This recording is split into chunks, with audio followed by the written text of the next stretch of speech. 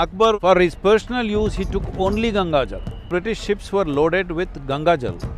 That was the only thing which would remain fresh. Yeah, I am also Naga only. Adiyogi himself is a Naga sadhu. Sanatan Board, I think, is very needed. The future generations will appreciate this.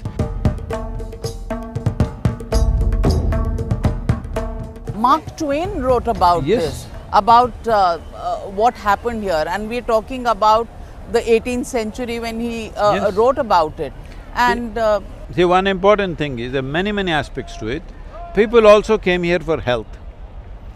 See, it is… there have been scientists in 1896, a British biologist came here and studied, and he said, there are bacteriophages in Ganga water especially, which specifically eat certain kind of bacteria. And they found particularly the cholera bacteria, cholera was rampant everywhere, but on the Ganga banks they found it would not take such a toll as it was taking elsewhere. When they checked it, they found there are specific bacteriophages which eat only cholera bacteria. presently. Yes, see, they won't eat anything else. And how this is happening, this is conjecture, nobody really knows this, why they are here. They are there in many rivers, but here there are many more like that. Bacteria are eaten up. So this is why the water remains fresh. Ganga Jal, you take it and keep it in your home, it remains fresh for years. People keep it, when they're young, they take it, and when the moment of death comes, they want Ganga Jal. They kept it there and it stayed fresh. When the British were sailing, when they realized this, always the British ships were loaded with Ganga Jal. Because for the 3-month journey, that was the only thing which would remain fresh. Otherwise, after a month, they will be drinking dank water. So they had Ganga Jal. When Akbar went on military expeditions, sometimes which lasted 8 to 12 months, for his personal use, he took only Ganga Jal. So you're saying the Mughals, the British… It doesn't matter who, anybody who was smart enough. They realized the water has special qualities. Our Sundarlal Bhavaguna screamed on top of his voice that many ailments that I had have gone just because I live on the Ganga bank and every day drink Ganga water. In my own experience, I went to meet Sundarlal Bhavaguna when I was 19. I ended up meeting only Bimala Devi. I couldn't catch him, he was gone somewhere. In my own experience, from the age of 19, for 27 years I've trekked in Himalayan area every year by myself. When I did this, most of the time I have no arrangement of food, I'm just gone by myself. Most days when I'm trekking, just I drank water and walked 14, 15 miles in the… kilometers in the mountains, climbing, just with water, and you never felt fatigue or anything. Because it has that kind of thing, the explanations that the people are giving is because some part of the water is coming from deep crevasses in the glacier, it may be bringing out viruses which have been stored in the permafrost there. It may be coming out. This is just conjecture, nobody really knows this, but people have to find a logical explanation for everything. I don't know if that is the truth, but they are saying this. But the important thing is nobody can deny that this water has some special quality and it has nurtured life forever. And it nurtured not only the physical bodies, it also nurtured the mind and the capabilities, where somebody like Voltaire went out to say, almost anything valuable we have in Europe came from the banks of Ganga. He says astronomy, astrology, spiritual processes, everything, mathematics, everything came from the banks of Ganga. If you don't know anything else, he said, at least 2500 years ago, Pythagoras went to the Ganga banks and got geometry for us. It's his words. Even Pythagoras got… his geometry from here, everybody knows that now. It's just not in our textbooks. There's one image that stood out for me while I was covering the Mahakumbh of the Naga sadhus. They're very intimidating, you get a sense of them being very intimidating. I'm not. I hope you know what I mean, Sadhguru. They're very… the way I can speak to you, have a conversation with you. Language. I don't know if I can do that with a Naga sadhu. No, and my question is this. They're not for talking. They're not. But, I think there's a lot of curiosity about them, about their lives. What do you know about them, Sadhguru? Do they actually live somewhere deep in the Himalayas, like they claim? You've trekked them many times, you were telling me. Yes, many times. Have you seen a Naga Sadhu there? Many, yes. So is that where they come from then for the Kumbh? Because you see thousands of them, but in our daily life… See, I am also Naga only. Of course. It's just that today we have work in the world, so Yeah. we became a bit diplomatic in our approach, but nothing in our core has changed, we are the same. Okay.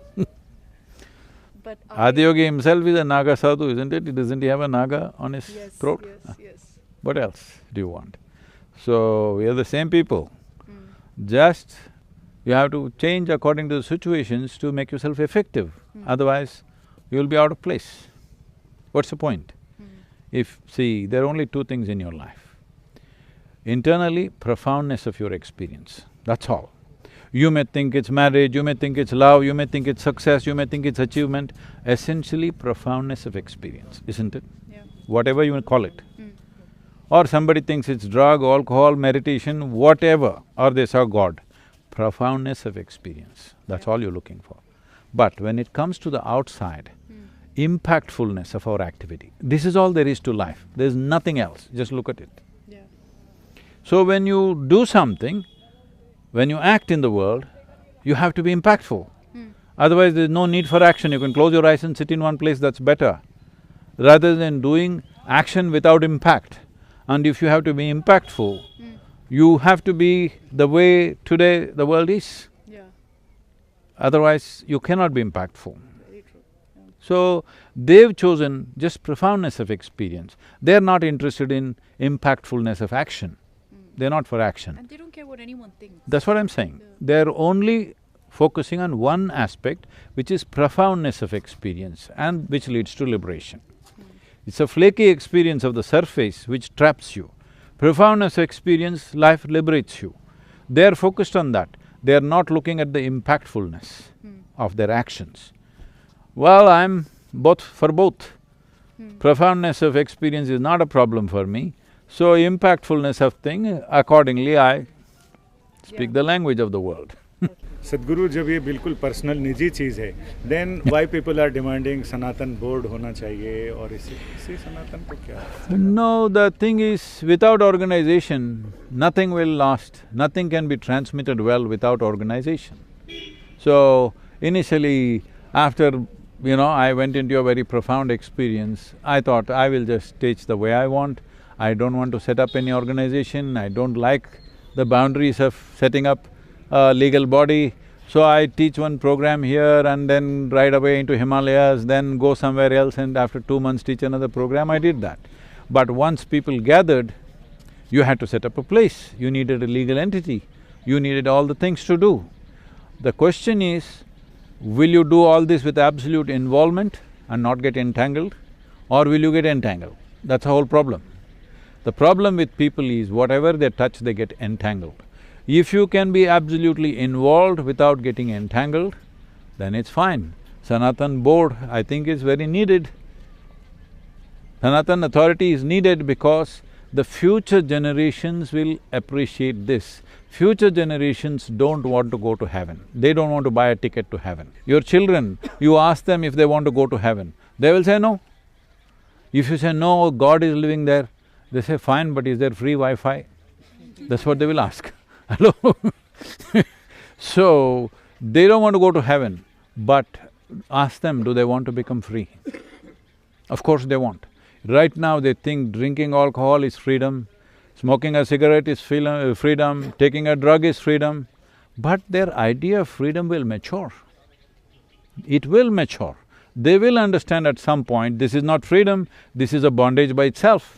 An addiction is a bondage by itself, because if you cause any experience within you by using anything from outside, either a situation or or a chemical or whatever, you will get enslaved to that.